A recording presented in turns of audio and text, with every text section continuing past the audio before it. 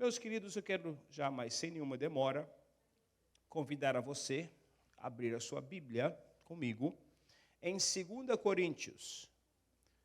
2 Coríntios, no capítulo 3, o verso 18, apenas um verso para a nossa meditação nesta noite. 2 Coríntios, capítulo 3, o verso 18. Todos encontraram? Digam amém. Diz assim a palavra do Senhor. Mas todos nós, já vamos colocar de pé? Alguns já colocaram de pé, vamos colocar de pé então. Aí fica mais bonito, todo mundo de pé. 2 Coríntios 3, o verso 18.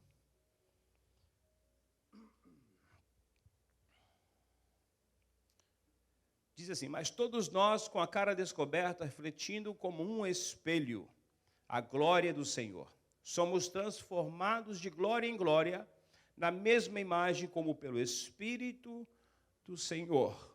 Oremos. Senhor nosso Deus, Pai querido, nós estamos na Tua casa. Queremos agora pedir que o Teu Espírito Santo tenha total liberdade para nos comunicar esta palavra. Seja a minha vida apenas um instrumento nas Tuas mãos para a glória do Teu nome. Meu Deus, aqui está a Tua palavra, que é poderosa para transformar vidas. Nós confessamos que nada temos, o Senhor é tudo em nós. Senhor, peço que o Senhor venha falar a cada coração segundo a Tua vontade.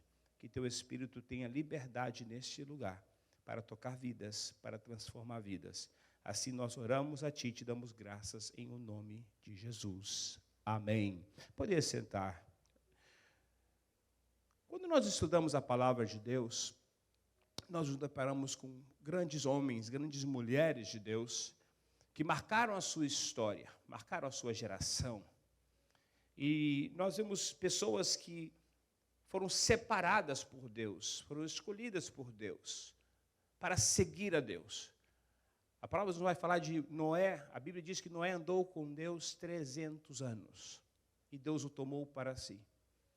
A Bíblia vai falar também do pai Abraão, um grande homem de grande fé, homem que marcou a sua história, e nós somos descendentes de Abraão pela vinda de Cristo a este mundo, e nós somos descendentes de Abraão espiritual. Nós sabemos que Deus levantou homens como Jó, que deu testemunho nos seus dias como um homem íntegro, reto, temente a Deus, que desviava-se do mal. E esses homens todos andavam com Deus, escolheram andar com Deus para refletir a glória de Deus. Moisés foi o grande líder do povo de Israel, tirando eles do Egito, passando pelo deserto com aquele povo. E Moisés teve experiências grandíssimas com Deus, e todos viram Deus na vida de Moisés. O Velho Testamento acaba e aí começa o Novo Testamento, uma nova dispensação, podemos dizer assim, começa. A vinda de Jesus, as coisas mudaram um pouco. Agora, não era o homem andando com Deus, era o próprio Deus andando com o homem. Que maravilha, que maravilha. Deus se encarna, o Emanuel, ele se encarnou e ele escolheu andar conosco e refletir a sua própria glória. Já pensou quão grande é isso? Já pensou quando Jesus esteve nesta terra andando pelas ruas em Jerusalém? Eu imagino que a natureza o conhecia. Porque em Atos você vai ler que tudo por ele foi feito e nada sem ele se fez. Ele é criador de todas as coisas, como Deus. Eu imagino que os animais o conheciam. Isso são palavras do pastor Mazen. Mas o Criador, eu imagino que ele era percebido. Jesus não entrava em um lugar e era mais um. Se Jesus estivesse aqui fisicamente, ele não seria mais um, ele seria Jesus. E hoje nós estamos aqui porque espiritualmente ele está aqui, e ele não é mais um, ele é Jesus, ele está conosco neste lugar, como Deus onipresente. E onde Jesus está, ele muda algo. Por isso que todos que tiveram encontro com Deus, tanto na velha aliança, no Antigo Testamento, dizemos de Enoque, de Abraão, desses homens que serviram ao Senhor, eles tiveram seus encontros com Deus. E tiveram suas vidas transformadas e conseguiram vencer a tentação do dia a dia, conseguiram viver uma vida íntegra na presença de Deus e refletindo esta glória de Deus, de uma forma limitada, porque ainda não havia o perdão do pecado. Todos sabem muito bem que o perdão veio através de Jesus. Jesus é que pôde, na verdade, fazer a obra de expiatória. Ou melhor, a salvação veio através de Cristo. Ninguém mais pôde trazer salvação. Houve grandes homens de Deus, grandes profetas, sacerdotes, muitas pessoas usadas por Deus, como Josué, Caleb, como Samuel, tríplice ministério, mas nada compara-se com Jesus. Jesus veio para mudar a situação da humanidade. Os cordeiros que eram oferecidos como sacrifício era apenas um sinal daquilo que estava para acontecer. Então Jesus veio para cumprir esta promessa de salvação para os homens. E ele veio para mudar. Então agora Jesus não está apenas ou pessoas refletindo a glória de Deus, mas o próprio Deus habitou entre nós e refletiu a sua glória. Por isso que Jesus operava os milagres que ele operava e a glória de Deus era refletida. Quando Jesus andava, ele curava os enfermos. E a Bíblia vai dizer que ele curou várias pessoas, que essas pessoas, através das suas curas, foram transformadas em servos de Deus e eles refletiram a glória de Deus. Já parou para pensar nisso? Jesus curou pessoas, salvou vidas que foram transformadas. Eu sei que esse assunto não é difícil de falar, de comunicar, porque aqui está uma igreja que também já foi lavada, remida no sangue do Cordeiro e hoje está buscando refletir a glória de Deus. E o que nós vemos aqui no texto de 2 Coríntios, o apóstolo Paulo dizendo para a sua igreja na época: listen, ouça bem, vocês precisam refletir a glória de Deus com nossos rostos descobertos, porque antigamente, na velha aliança, Moisés, quando ele esteve na presença de Deus, ele foi buscar o decálogo. Quando ele volta, o seu rosto, a sua pele era brilhando, era como se fosse uma luz forte, e as pessoas não conseguiam olhar no rosto de Moisés. Então era necessário que se cobrisse o rosto de Moisés, para que ele pudesse comunicar ao povo na época, ao seu povo, ao povo de Deus, porque a glória de Deus no rosto de Moisés impedia que as pessoas dessem atenção ou escutassem, porque o medo era muito grande. Você imagina algo assim? Tremendo. E Deus não podia se manifestar de tal maneira, porque o povo ainda estava, de certa forma, sem a salvação. Mas nós temos hoje uma ordem vinda do apóstolo Paulo, dizendo: tirai o véu do rosto e deixa a glória de Deus transparecer. Reflita a glória de Deus, mostra que você tem Jesus na sua vida, transforma esta cidade, este bairro onde você mora, deixa a glória de Deus resplandecer na sua vida. Nossos rostos descobertos. O apóstolo Paulo vai dizer: mas todos nós com a cara descoberta, refletindo como um espelho a glória do Senhor. É uma ordem de Deus, é uma ordem do apóstolo Paulo à sua igreja. Já não fique mais tímido, não fique acanhado, deixa Deus brilhar na sua vida. Deixa Deus ser visto. Veja quando Deus trabalhou no passado, desde o início, quando Deus fala com Abraão. Deus pega Abraão do meio da sua parentela e faz ele aquele grande homem que ele foi. E qual era a ideia principal ali? Deus queria ser glorificado. Veja, você foi feito para a honra e para a glória do nome do Senhor. Nós fomos criados para a sua glória, para o seu louvor. Então, o que você mais pode fazer correto nesta vida é glorificar o nome do Senhor, exaltar a Deus, o Deus Salvador da sua vida. Esse é o seu trabalho. Ah, pastor, mas Deus me fez para esse propósito? Exatamente, ponto final. Se contenta com isso. Esta é a vontade de Deus para a sua vida. Muitas pessoas querem saber: quais são os planos de Deus para a minha vida? Com quem que eu vou casar? Que trabalho que eu vou fazer? Não, Deus quer que você glorifique o seu nome. É para isso que você foi criado. Deus quer que você resplandeça a sua glória. Louvado seja o nome do Senhor. Então, quando Abraão é chamado por Deus, porque Deus é invisível, eu não sei quem viu Deus vindo para a igreja hoje, eu não vi. Confesso que eu nunca vi Deus fisicamente, nunca vi. Deus é espírito. E como que um ser invisível torna-se visível?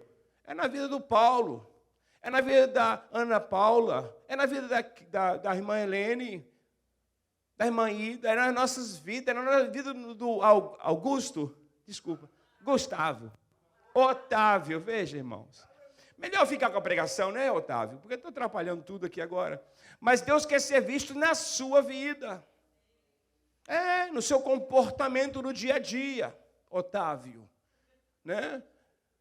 No seu comportamento diário, na sua conduta, da forma que você vive. As pessoas que encontram com você no trabalho, ele precisa perceber que alguma coisa é diferente. Se Deus está atuando, tudo precisa ser diferente. Então nós vemos aqui que Deus nos fez esse propósito e nos quer que sejamos usados por Ele nesta área, de refletir a sua glória, de testemunhar da sua grandeza. E a Bíblia diz que Jesus curou pessoas, e uma das pessoas que nós temos aqui, eu coloquei como um exemplo para nós falarmos um pouco nesta noite, é o cego Bartimeu. A Bíblia fala que este homem era cego de nascença. A Bíblia não fala de onde ele veio, qual era o seu nome, ele era filho de Timeu. Então nós sabemos que este homem estava ali mendigando. Recebia um direito, uma capa do Estado, dizendo, você pode ficar na esquina da Anderson. Você pode sentar aqui e pedir esmola, porque foi constatado que você é cego. Mas a Bíblia fala um pouco mais deste homem, que ele teve fé. E este homem um dia soube que Jesus estava passando, e a Bíblia vai dizer que ele começa a clamar. Um pouquinho só? Não, ele começou a clamar, e muito. Ao ponto de incomodar. Eu não sei se você já orou assim, ao ponto de incomodar pessoas ao seu lado. A sua necessidade é tão grande, a sua necessidade é tão urgente, que você não está importando da forma que você está falando. Você está falando em voz alta. E este homem começa a clamar ao Deus e dizendo, Jesus, filho de Davi. Veja, ele faz umas colocações muito interessantes. Eu creio que havia discípulos naquela época que andavam com Jesus e não entendiam o que o Bartimeu estava dizendo. Jesus, filho de Davi, isso é profundo. Jesus, quando diz Jesus e conecta ele, filho de Davi, está falando o esperado, o bendito, aquele que estava para vir, a promessa. Jesus, o Salvador da nação, o Salvador da humanidade, Jesus, filho de Davi, tenha compaixão de mim. E a Bíblia diz que esse homem começa a clamar ao ponto de incomodar, como eu disse, e os discípulos tentaram de todo jeito calar a Bartimeu, mas a Bíblia diz que ele mais clamava ainda. Eu não sei como tem sido a sua oração a Deus. Você é aquele que começa fervoroso, mas no meio do caminho, você começa a esfriar e desanimar. E chegando no finalzinho, já começou a esquecer até qual era a sua necessidade? Ou você é como esse ceguinho, Bartimeu, que em momento algum ele abriu mão daquilo que ele precisava, ele clamou com força, até que ele fosse ouvido, e a Bíblia diz que ele chamou a atenção do mestre. Eu não sei se nesse dia, se ontem, se antes de ontem, se esta semana que está findando já, algum momento você conseguiu chamar a atenção do mestre? Será que na sua oração Deus está atento, está ouvindo? Porque existem momentos que nós vamos orar e nem nós mesmos cremos que Deus vai fazer alguma coisa. Mas este rapaz, este cego, nos dá uma lição hoje. Ele começa a clamar e clamar, intensificando o clamor, até chamar a atenção daquele que tem poder para mudar a situação, aquele que tem poder para mudar a sua história. E a Bíblia diz que Jesus chama o Bartimeu, pergunta o que quer que eu te faça, e ele diz, eu quero ver. A Bíblia diz que Jesus lhe dá uma ordem, ele começa a enxergar, mas o que me chama a atenção é que o cego disse, mestre, que eu tenha vista. Ele pediu que ele conseguisse enxergar. Jesus disse, vai, a tua fé te salvou. E o texto, o finalzinho desse versículo diz, e logo viu e seguiu a Jesus pelo caminho. Está igual a gente. Está igual a nós. Jesus veio, curou a nossa cegueira, livrou-nos da morte, nos salvou e nós começamos a segui-lo. Eu imagino que você está seguindo a Jesus. Você não viria à igreja hoje se não fosse assim. E Jesus agora tem uma pessoa que foi impactada pelo milagre, que agora está acompanhando Jesus. Está indo pelo caminho seguindo a Jesus. Se tornou um discípulo de Jesus. Que interessante. Uma vida transformada. Que agora está caminhando, seguindo Jesus. Você imagina como foi esse dia. Esse homem estava ali no meio de multidão de pessoas. Jesus era sempre seguido, acompanhado de multidão de pessoas. O milagre acontece, Alice, na vida de Bartimeu, e a congregação toda, aquele povo todo estava vendo, e disse, o que acabou de acontecer? Este homem que era cego agora está vendo. Ele teve a sua visão restaurada. Jesus tem poder. Veja só, Deus manifestando a sua glória. Eu tenho certeza que Jesus te curou de alguma coisa. Ele certamente te salvou da morte eterna sem salvação. Ou melhor, salvou você da morte eterna. E certamente isso é razão para glorificar o nome do Senhor. Certamente isso é razão de sobra, nós todos temos razão de sobra de começar o nosso dia glorificando ao nosso Deus, Salvador da nossa vida. E refletir assim a sua glória com o nosso testemunho, contando para as pessoas à nossa volta. Nós temos história para contar. E a palavra do Senhor diz que este homem agora segue a Jesus pelo caminho. Que situação, que coisa maravilhosa acaba de acontecer. Você imagina a vida deste homem, como ela foi mudada. Imagina uma pessoa cega de nascença, nunca viu nada. Um cego de nascença. E a Bíblia vai dizer que ele agora torna-se um dos que anda com Jesus. E por onde quer que ele passava, eu imagino, ele dizia, eu era cego, mas hoje eu vejo. Jesus me curou. Será que você já tem dito isso para alguém? Eu era doente, eu era perdido, mas eu tive meu encontro com Jesus, eu clamei, ele parou, ele deu ouvido ao meu clamor, e ele operou um milagre na minha vida. Hoje eu estou liberto, hoje eu sou transformado. Quantos testemunhos nós já ouvimos de pessoas que eram viciadas em drogas, pessoas que viviam na rua porque nem conseguiam moradia, porque era tão viciado, tudo que tinha gastava era com as drogas. E hoje pregam a palavra de Deus. Já parou para pensar que grande obra o Senhor fez? Mas não precisamos ir muito longe. Olha para a sua vida, de onde Deus te tirou. Certamente é para a sua glória. É para a glória de seu nome. Nós percebemos aqui outro personagem que muito me chama a atenção, é aquela mulher do fluxo de sangue. A mulher havia gastado, a Bíblia diz que ela gastou todos os seus pertences, tudo que ela tinha, ela gastou para curar, buscar uma solução para o seu problema. Uma hemorragia, irmãos, é algo terrível. Uma hemorragia de uma semana é algo terrível. Uma hemorragia de 12 anos, nem se tem como imaginar. Imagina a fraqueza, a debilidade desta mulher. Mas esta mulher, ela entendia uma coisa. Alguém já falou de Jesus que curava os enfermos, que curou Bartimeu, que Bartimeu está enxergando. Eu preciso de minha cura, eu preciso de mudança, eu preciso de uma transformação, eu preciso de ser sanada. E a Bíblia diz que essa mulher, ela com a sua pouca força, ela pega o que tinha e sai atrás de Jesus no meio da multidão. E a Bíblia vai dizer que esta mulher agora, porque ela teve fé, ela vai por detrás e toca a orla da veste de Jesus. O que isso nos fala? Nós não precisamos de muita coisa quando Jesus está operando. Nós não precisamos dizer que Ele nos dirige a palavra. Veja que o Bartimeu, Jesus disse para ele, vá, a tua fé te salvou, e ele foi curado da sua cegueira. Mas essa mulher, nem a atenção de Jesus ela chama, simplesmente toca na orla de sua veste, na beiradinha, na dobra da sua veste, ela toca, e a Bíblia diz que a sua impureza, a sua enfermidade, ela termina, ela estanca, ela acaba, ela é curada imediatamente. Porque Jesus tem poder para operar milagres. E a Bíblia diz que esta mulher foi curada de uma enfermidade de 12 anos.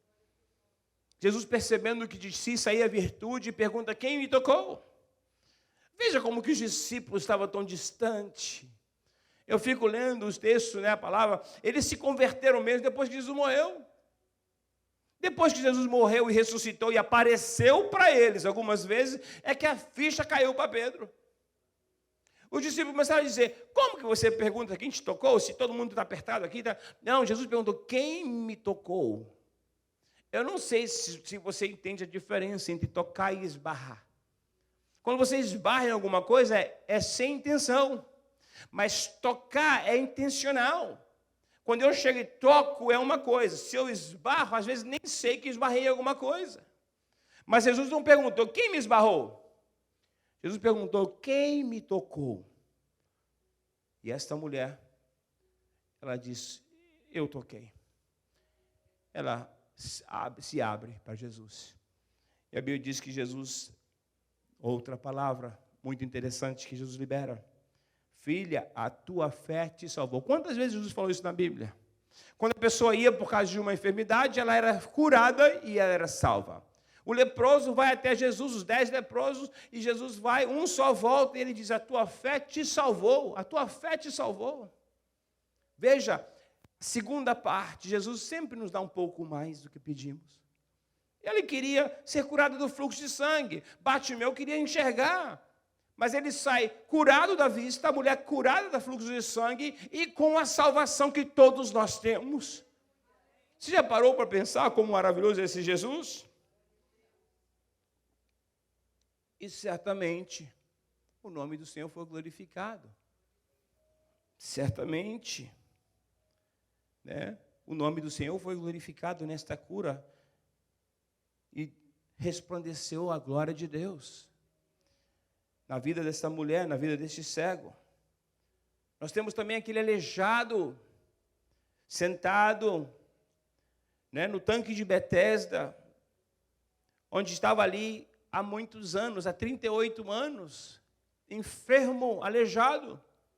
O próprio Jesus, passando, pergunta sobre a sua situação, se ele quer ser curado daquele mal. Veja, Jesus está interessado em curar.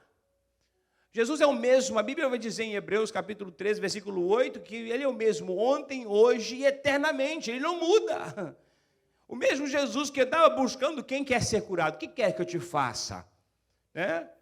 Queres ficar são? Ele fazia perguntas diretas. Ele está fazendo perguntas aqui hoje. O que queres que eu te faça? Qual é o seu problema? Qual é a sua necessidade hoje? É uma cura? É um documento? O que está acontecendo, hein? Qual é a sua urgência? Jesus pergunta: o que queres que eu te faça? E este homem, quando pergunta a ele: queres ficar são? Ele começa a dar um discurso para Jesus. Pois o Senhor sabe, eu não tenho ninguém que me lança no tanque quando as águas são agitadas. Quem perguntou de tanque, irmãos? Quem está falando de água agitada, se o que agitava a água estava do lado dele, dando fazendo uma pergunta direta: queres ficar são? Responda sim. E a Bíblia diz que esse homem, ele começou a entender, e Jesus ministra sobre a vida dele, disse a ele: toma a tua cama e anda. A Bíblia diz que esse homem toma a sua cama, o seu leito, e começa agora a andar, refletindo a glória de Deus. Refletindo a glória de Deus. Como que Deus faz? Como que Deus trabalha em nós para a sua glória? Um outro personagem que muito me chama a atenção, o endemoniado gadareno. Que estado, que situação. A Bíblia diz que este homem vivia em sepulcros. Que lugar para se morar. Cheio de demônios. A Bíblia diz que ele se machucava com as pedras.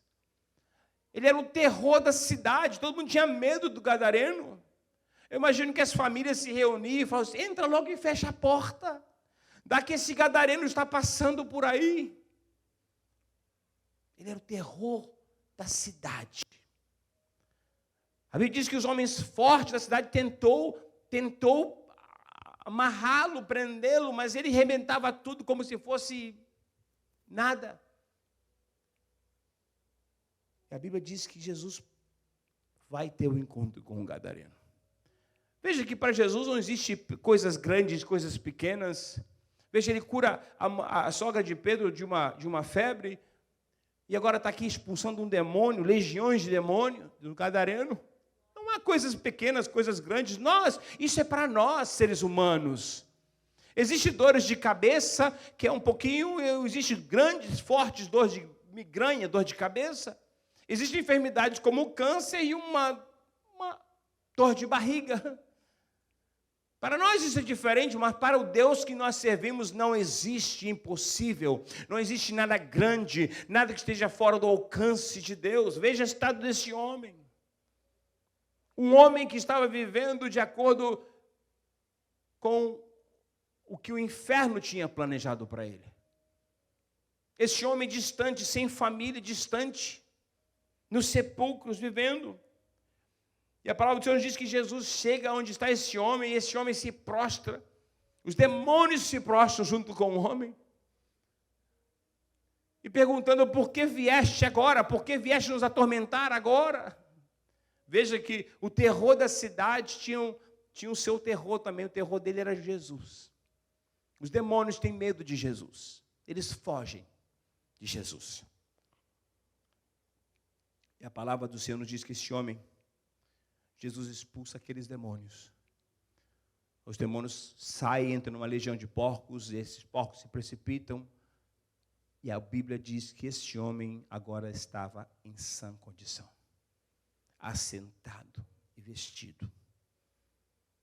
E o mais lindo de tudo é que após receber esta transformação, a Bíblia vai dizer que ele segue a Jesus. Ou melhor, ele vai pregando a palavra de Deus por toda a cidade.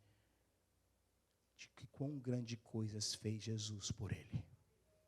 Refletindo a glória de Deus. Esse é o convite para nós nesta noite. Reflita a glória de Deus. Tira o véu do rosto. Deixa Deus ser glorificado na sua vida. Este homem saiu pregando por toda a cidade, dizendo quão grandes coisas Jesus lhe havia feito. O que Jesus já fez por você? Grandes coisas? Na minha vida, Deus fez grandes coisas. Jesus fez grandes coisas na minha vida e hoje nós estamos aqui para glorificar o seu nome, para refletir a sua glória. Quantas pessoas estão em direto contato conosco e nós não pregamos, não deixamos Deus ser glorificado em nossas vidas, através do nosso testemunho. O tempo antigo, Moisés tinha que cobrir o rosto, porque Deus não podia ser visto. E a Bíblia vai dizer que aquele homem que via, ou quem visse a Deus, morria, porque a glória de Deus não estava desta forma, como é hoje. A Bíblia nos diz que Jesus, a sua obra na cruz do Calvário, a sua obra redentora, ao entregar o seu Espírito a Deus, a Bíblia diz que o véu se rasga, aquilo que separava-nos de Deus. Ele se rasga de alto a baixo, deixando entender que nós temos agora acesso à presença de Deus. A antiga aliança não pôde oferecer isso, porque Jesus ainda não havia se manifestado. Mas hoje você é um convidado, você é um eleito por Deus, para refletir a sua glória por onde quer que você passe. Deixe a luz de Cristo brilhar na sua vida. Deixe as pessoas à sua volta saber que você é de Jesus. Que a sua vida pertence a Cristo. Eu não sei se você ainda não entregou a sua vida a Jesus. Se Jesus ainda não tomou este lugar na sua vida, coloque-se de pé neste momento.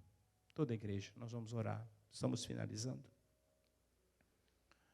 Eu não sei se Jesus ainda achou lugar no seu coração. Porque até então, Jesus nos tem como criaturas de Deus. Para com Deus, Deus não tem filhos que não são por adoção. Jesus veio a este mundo para entregar a sua vida e nos dar o direito de tornarmos filhos de Deus.